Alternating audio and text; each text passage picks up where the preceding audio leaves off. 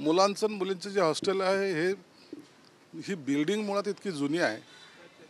एका रूममध्ये 3 विद्यार्थी किंवा विद्यार्थिनी राहतात. अत्यंत कंजेस्टेड भाग आहे. परंतु विद्यार्थी अखेरला ते तेवढं सहन करून तिथं राहण्याचा प्रयत्न करतात. या हॉस्टेलमध्ये ज्या काही सुविधा दिल्या पाहिजेत, आता आम्ही पलंग पाहिली, ती पलंग लोखंडी पलंग, त्याच्यावर झोपणंसुद्धा थोडं अशक्य वाटतं आहे. मग काही लोकांनी खाली गाद्या टाकल्या, त्याच्यावर ते झोपत आहेत. कॅन्टीनची अवस्था आहे. मुलींनी आणि मुलांनीसुद्धा तक्रार केली की त्याच्या क्वालिटीमध्ये बदल झाला पाहिजे. आज आमच्याबरोबर सचिव साहेब आहेत, आयुक्त साहेब आहेत. आमचा एक असा प्लॅन चालू आहे की यासाठी तातडीनं रिडेव्हलपमेंटमध्ये हे पूर्ण नवीन कसं उभा करता येईल असं याचा एक प्लॅन आम्ही करतो आहे. ह्या युगामध्ये, ह्या काळामध्ये ज्या स्पीडने त्या मुलांना आपल्याला सुविधा दिल्या पाहिजे, त्या सुविधाचा अभाव आहे. मुलींनी आता डिमांड केलं आहे, आम्हाला कॉम्प्युटर द्या, आम्हाला शिकायचं आहे. त्यांच्याकडे लॅपटॉप ते घेऊ शकत नाही आणि कॉम्प्युटर तिथे अवेलेबल नाहीत. काही पुस्तकाची मागणी केलेली. या सर्व गोष्टी आम्ही तातडीनं पुरवण्याचा प्रयत्न करू. प्रॉब्लेम तर आहेतच. प्रत्येक हॉस्टेलमध्ये जिथं जातो आम्ही तिथं प्रॉब्लेम हा आम्हाला समोर येतो आहे.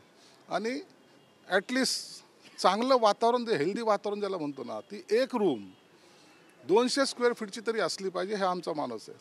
म्हणून सचिव साहेबांना, हर्षदीप कांबळे साहेबांना सुद्धा सांगितलं की याचा एक वेगळा प्लॅन बनवा. आम्हाला ह्या वर्षभरात काय करायचं आहे, तर जवळपास 25,000 विद्यार्थी या ठिकाणी कसे चांगल्या पद्धतीने शिक्षण घेतील हा आमचा मानस आहे. म्हणून प्रत्येक बिल्डिंग ही नवीन कशी उभारता येईल, चांगली कशी उभारता येईल, आमच्याकडे जागा आहेत.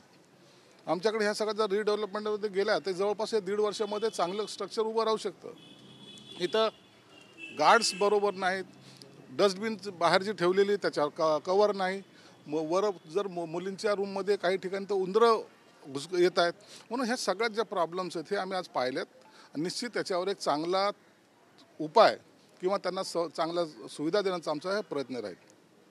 याआधी देखील लाडकी बहीण योजना अनेक वेळा वादात सापडली होती. आता बांगलादेशी महिला देखील लाडकी बहीण योजनेचा लाभ घेतात असं समोर येतं. काय झालेलं आहे, आम्ही जे काही करतो ना, सर्च करायला लागलो ना, तर काही लोक त्याचा राजकीय वापर करायला लागलेत. लाडक्या बहीण योजनेमध्ये काही लोकांचे फॉर्म रिजेक्ट करणार आहेत का? मग आता बांगलादेशी महिलांना सुद्धा द्यायचं का? ह्या सगळ्या प्रोसेसचा भाग आहे. ज्या स्पीडमध्ये लोकांनी पहिले फॉर्म भरले ना, त्याच्यामध्ये अनेक चुकीच्या महिलांनी सुद्धा फॉर्म भरले गेलेले आहेत. म्हणून याची छाननी होईल. जे असे लाभार्थी आहेत त्यांना काढण्यात येईल.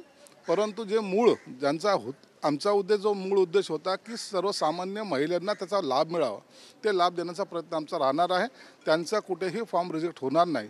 परंतु ज्या काही घुसखोरी केलेल्या आहेत किंवा जे काही सबळ आहेत त्यांचे फॉर्म मात्र रिजेक्ट होतील असं आम्हालाही वाटतं आणि सर्वसामान्याला सुद्धा तेच वाटतं. बाळासाहेब ठाकरेंना भारतरत्न जाहीर करावा यासाठी संजय राऊतांनी आज सेनाभवन येथे प्रेस घेतली होती. आपली काय भूमिका आहे? शिवसेना प्रमुखाला भारतरत्न देण्याबद्दलचा कोणाचा विरोध असण्याचं काही कारण नाही.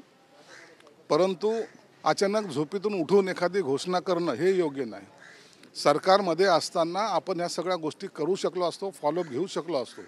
पण तरी त्यांनी केलेल्या मागणीला आमचा कोणताही विरोध नाही. दिला तरी आम्हाला आनंदच आहे. हिंदूंसाठी 2 जणांनी बलिदान दिलं, ते म्हणजे वीर सावरकर आणि दुसरे म्हणजे बाळासाहेब ठाकरे. वीर सावरकरांचा सन्मान बाळासाहेब ठाकरे यांना भारतरत्न देऊन केला जाऊ शकतो असं सुद्धा संजय राऊत म्हणत आहेत. तुलना करतात, काय म्हणतात? तुलना कोणाची करू नका.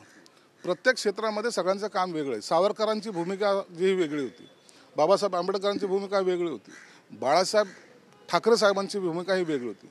ज्या पद्धतीत ज्या सिच्युएशनमध्ये यांनी काम केले ते नाकारता येणार नाही. म्हणून तुलना करून कुणाची बरोबरी करण्याचा प्रयत्न कधीही कुणी करू नये. ज्याचं महात्मा जे आहे त्यानुसार त्यांना सुद्धा एक सन्मान त्यांचा झाला पाहिजे. या भूमिकेमध्ये आम्ही पण ठाम आहोत. एकनाथ शिंदेंचं ऑपरेशन शिवधनुष्य सुरू झालेलं आहे. काही खासदार संपर्कात असल्याची माहिती आली होती. आज मोठा राजकीय भूकंप होणार होता, पण तो आज काय तो होताना दिसत नाही. काय आहे नेमकं हे ऑपरेशन शिवधनुष्य? ऑपरेशन हे सांगून करत नसतात. ऑपरेशन हे ऐन वेळेला करायचे असतात आणि त्याची सूचना एकनाथ शिंदे साहेब ज्या दिवशी देतील त्या दिवशी ते ऑपरेशन सक्सेस करायचं काम हे आमचं राहणार आहे. अनेक आमदार आणि खासदार आमच्या संपर्कात आहेत, हे तुम्हाला काही दिवसात दिसेल. परंतु योग्य वेळ, जे काही मॅजिक फिगर जी लागते ती मॅजिक फिगर मॅच झाली की हे सगळं ऑपरेशन सक्सेस होणार आहे. मुंबईतल्या कामाठीपुरामधून 5 बांगलादेशींना अटक करण्यात आलेली आहे. मुंबईतल्या पोलिसांनी केलेली ही कामगिरी आहे. अशा अनेक बांगलादेशी असतील, काय वाटतं त्याला? बांगलादेशीचं सर्वात जास्त भरणं ह्या मुंबईमध्ये झालेलं आहे. तुम्ही पाहाल, मुंबऱ्यामध्ये पाहाल, कामाठीपुरामध्ये असेल, ज्या असं गजबजले जे ठिकाणं आहेत, कोणताही एरिया असो तो, त्या ठिकाणी हे या लोकांना मुळामध्ये हे जे येतात ना, यांना आधार कार्ड कोण देतं हे पहिलं पाहिलं पाहिजे. त्यांना इलेक्शन कार्ड कसे मिळतात हे पाहिलं पाहिजे. म्हणजे त्याच्या आधारात ते आम्ही इकडचे नागरिक आवाज भासवण्याचा प्रयत्न करतात. पोलिसांनी चांगली कामगिरी केलेली आणि ही सर्च मोहीम उभ्या महाराष्ट्रामध्ये सगळीकडे सुरू राहणार आहे. नितेश राणे यांनी सैफ अली खान यांचा घाण असा उल्लेख केला आहे आणि त्यासोबत म्हटले की 5 दिवसात ते बरे कसे झाले, टुनटुन उड्या मारत घरी गेले असं सुद्धा म्हटलं. हा सगळा बनाव होता का अशी शंका उपस्थित? बनावाबद्दल मला माहिती नाही, परंतु सैफ अली खान आहे, त्याला कसा बरा झाला हे डॉक्टरला विचारलेलं बरं. इतक्या लवकर तो बरा होतो हा सुद्धा एक प्रश्नचिन्ह आहे. आणि मग हे जे काही मागे जे काही राजकारण झालं, सैफ अली खानला मारण्याचा प्रयत्न केला काही हिंदुत्ववादी संघटनेने, असं नसतं तर हे घडलेली घटना याचं आम्ही सुद्धा गांभीर्याने पाहतो. तो बांगलादेशी जो पकडला गेला आहे त्याचं या बाकीच्या विरोधी लोकांनी चांगलं त्याचा निषेध करायला पाहिजे, परंतु एकही त्याच्यावर बोलत नाही, हे आमचं दुर्दैव आहे. सर, हिंदी में जानना चाहेंगे, थोडा बूम खाली घेऊन नाही, प्रेस कॉन्फ्रेंस झाल्यानंतर तुम्ही वैयक्तिक विचारा. प्रेस झाल्यानंतर सर, हिंदी में जानना चाहेंगे कि बाला साहब ठाकरे जी को भारत रत्न देने की सूचना है, वो मांग है संजय राउत ने की है अमित शाह के पास. नहीं, अच्छी बात है, कोई बात नहीं है. बाला साहब ठाकरे ने ये देश के लिए बहुत सारा काम किया है. एक योगदान जिसे कहते हैं वो योगदान बाला साहब ठाकरे साहब ने दिया है, इसलिए तो उनको हिंदू हृदय सम्राट बोलते हैं. उनके नाम से पूरा देश थर्राता था. जो भी इस देश की तरफ टेढ़ी नज़र से देखेगा उसको छोड़ेंगे नहीं, ये बाला साहब ठाकरे की भूमिका थी. इसलिए उनको भारत रत्न देना मुझे लगता है एक उनका सम्मान किया जैसा ही होगा. मुंबई में बांग्लादेशियों को अरेस्ट किया गया है. मुंबई में बांग्लादेशी को अरेस्ट किया बहुत सारे, ये तो 5 पकड़े गए. ये मुहिम चलना चाहिए, ये कंटिन्यू की प्रोसेस होना चाहिए. अगर ये प्रोसेस अगर कंप्लीट करेंगे तो ज़रूर बहुत सारे लोग आपको पता चलेगा कि ये बांग्लादेशी है और उनके ऊपर कड़ी कार्रवाई करना चाहिए, जिसकी वजह से कोई यहाँ आ ना पाए. ऑपरेशन शिवधनुष क्या है? ऑपरेशन शिवधनुष कुछ दिनों में दिखेगा. कुछ लोग हैं जो खुद ही हमको अप्रोच हो रहे हैं और वो बता रहे हैं कि हमको आपके साथ काम करना है, आपके साथ जुड़ना है.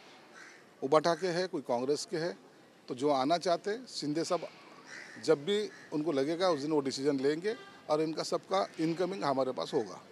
रायगडमधील काही बडे नेते आज महायुतीमध्ये सामील होणार आहेत काय? स्नेहल जगताप ज्या आहेत एकेकाळी ठाकरे गटातून उभ्या होत्या भरत गोगावलेंच्या विरोधात, त्या देखील भाजपमध्ये सहभागी होणार अशी माहिती येते. काय वाटतं नेमकं महायुतीमध्ये आणखी पक्षप्रवेश होणार आहेत? महायुतीमध्ये सर्वजण येणार आहे, कारण की महाविकास आघाडी आता अस्तित्वात राहिलेली नाही आहे. त्या महाविकास आघाडीचं आता इतके काही 12 वाजलेले आहेत, कोणी कोणात एक नाही आहे. म्हणून आता त्यांच्यात बरोबर राहण्यात कुणालाही इंटरेस्ट नाही. म्हणून ते सगळ्यांचाच एक महायुतीमध्ये सपोर्ट होतोय किंवा येत आहेत. ते मला वाटतं खऱ्या अर्थानं त्यांनी घेतलेली भूमिका ही चांगली आहे. पण पालकमंत्री पदावरून जो वाद सुरू झालेला आहे, रायगडचा असू द्या किंवा नाशिकचा असू द्या, आता तटकरे म्हणतात की मुख्यमंत्र्यांची ही अवहेलना आहे किंवा त्यांचा सन्मानाचा हा सन्मान ठेवला जात नाहीये, कारण ते बाहेर देशाच्या बाहेर. अवहेलना करून स्वतःच्या साईड ओके असं म्हणण्याचं काही कारण नाही आहे. मुख्यमंत्र्याला जो निर्णय घ्यायचा मुख्यमंत्री घेतील. आज ते दावासून येत आहेत, त्यांनी जो निर्णय घेतील तो आम्हाला मान्य राहील. संजय राउत ने ये मांग करने के लिए देरी की, आपको लगता है? वो देरी, वो उनका नींद में से उठते लेट ना, इसलिए उनकी मांग भी लेट होती है.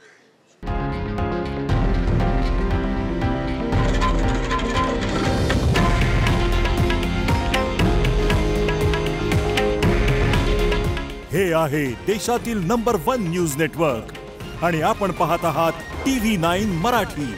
काळजी तुमची, हित महाराष्ट्राचं.